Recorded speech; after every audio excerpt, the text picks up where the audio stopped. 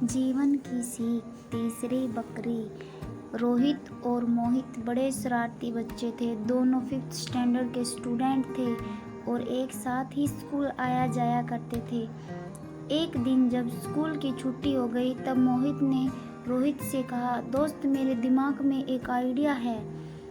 बताओ बताओ क्या आइडिया है? रोहित ने एक्साइटेड होते हुए पूछा। मोहित, वो देखो सामने 3 बकरियां चल रही है। रोहित, तो इनसे हमें क्या लेना देना है? मोहित, हम आज सबसे अंत में स्कूल से निकलेंगे और जाने से पहले इन बकरियों को पकड़कर स्कूल में छोड़ देंगे।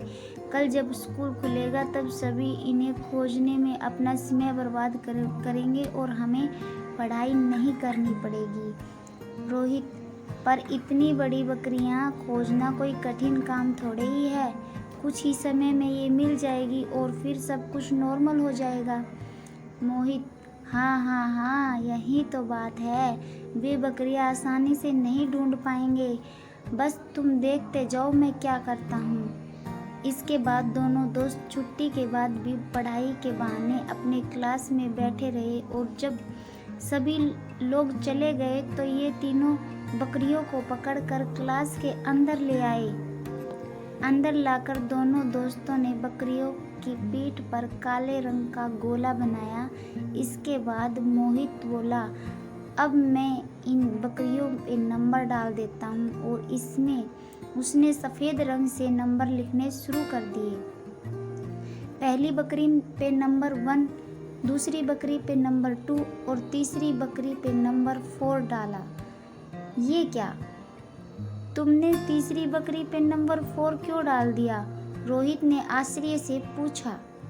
मोहित हंसते हुए बोला, हाँ दोस्त, यही तो मेरी आइडिया है। अब कल देखना सभी तीसरी नंबर की बकरी ढूंढने में पूरा दिन निकाल देंगे और वो कभी भी मिलेगी ही नहीं।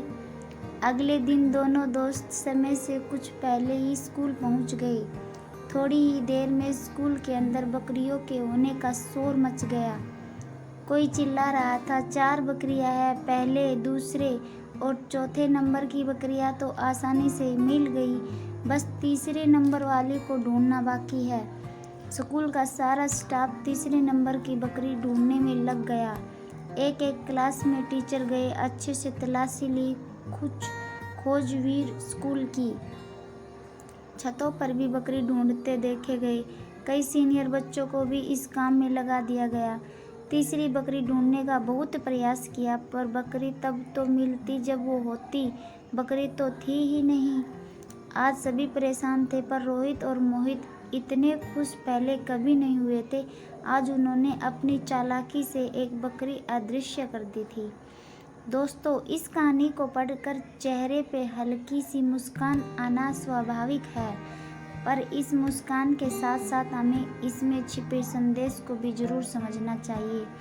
तीसरी बकरी दरअसल वो चीज़ें हैं जिन्हें खोजने के लिए हम बेचैन हैं, पर वो हमें कभी मिलती ही नहीं क्योंकि वे रियलिटी में होती ही नहीं। हम ऐसी लाइफ चाहते हैं जो परफेक्ट हो, जिसमें कोई प्रॉब्लम ही ना हो। I does not exist. हम ऐसी लाइफ पार्टनर चाहते हैं जो हमें पूरी तरह समझे, जिसके साथ कभी हमारी अनबन ना हो।